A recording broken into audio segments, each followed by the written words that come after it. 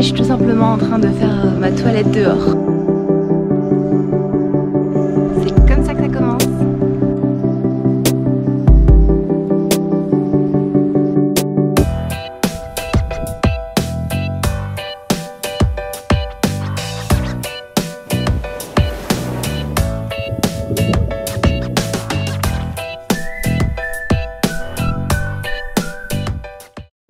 Welcome et bienvenue dans une nouvelle aventure en France et en van. Ça fait des années que je veux tester la van life et donc c'est parti pour un week-end en Normandie qui ne sera pas sous le signe du soleil mais quand même c'est le signe de la beauté des paysages. Et je me trouve ici à Honfleur qui est la première étape où j'ai dormi avec le van et donc c'est absolument magnifique.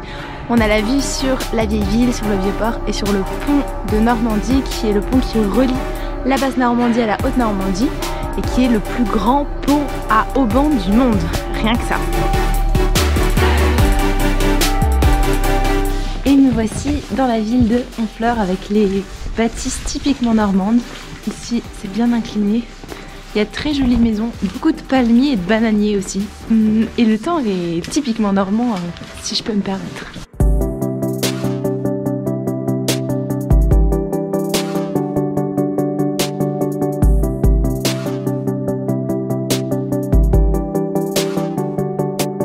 La visite d'Honfleur terminée, on a bougé le van qui était au Mont-Joli pour l'amener à la chapelle Notre-Dame de la Grâce qui se trouve juste ici.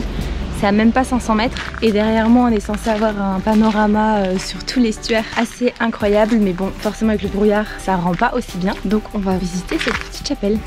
Donc cette chapelle a été construite en 1600-1615 par les bourgeois et marins de Honfleur sur un terrain donné.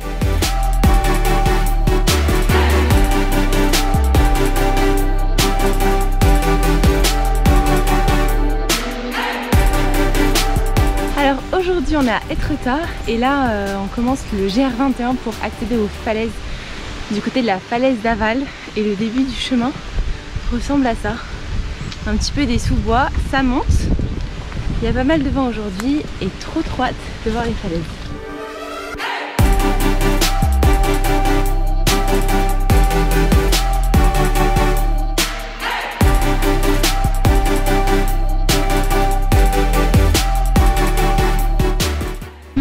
Sur les falaises d'Étretat, il y a le cap d'Antifère de ce côté-là et il y a la falaise d'Aval de l'autre côté. C'est vraiment très beau et en plus j'ai de la chance parce qu'il y a un petit rayon de soleil qui se pointe.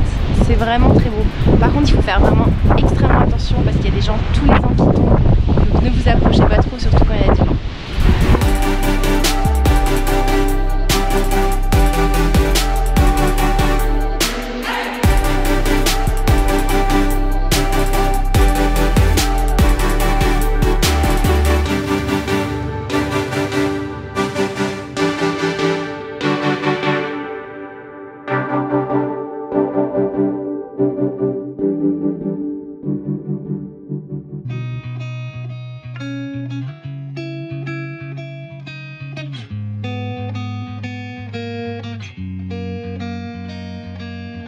Et là je suis de l'autre côté, donc du côté de la falaise d'Amont, qu'on ne voit pas bien derrière moi, et qui se trouve ici à côté de la chapelle de Notre-Dame de Grâce.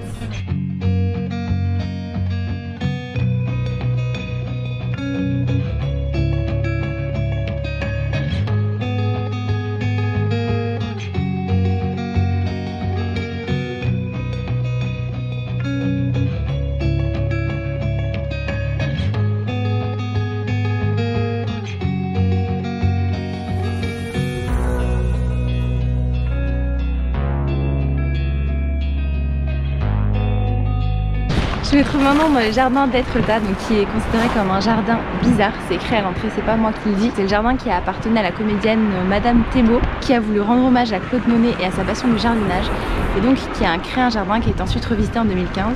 Et ici, tout est un petit peu bizarre.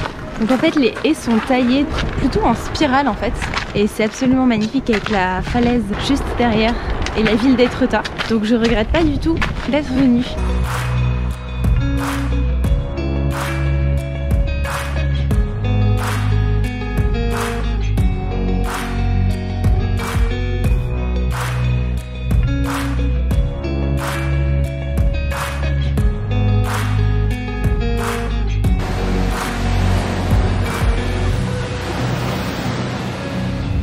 troisième et dernier réveil dans notre van. Alors aujourd'hui la vue est vraiment canonissime. On est à Fécamp, c'est juste après Etretat. On a des falaises aussi de ce côté qui sont magnifiques. Et là on a vu sur la grande plage le matin avec les petits rayons du soleil, c'est magnifique.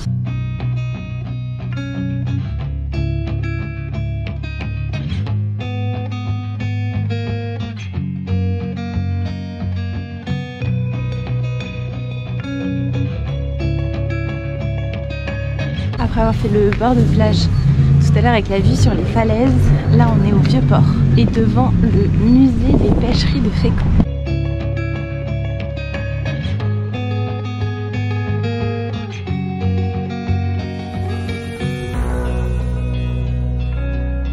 Et là nous arrivons au palais des Bénédictines.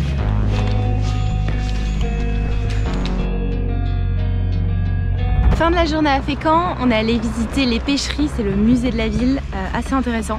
C'était vraiment chouette et maintenant on se dirige vers Yport qui est une petite ville à côté, en bord de mer, pour y découvrir sa plage et ses petites cabines avant de rentrer sur Paris.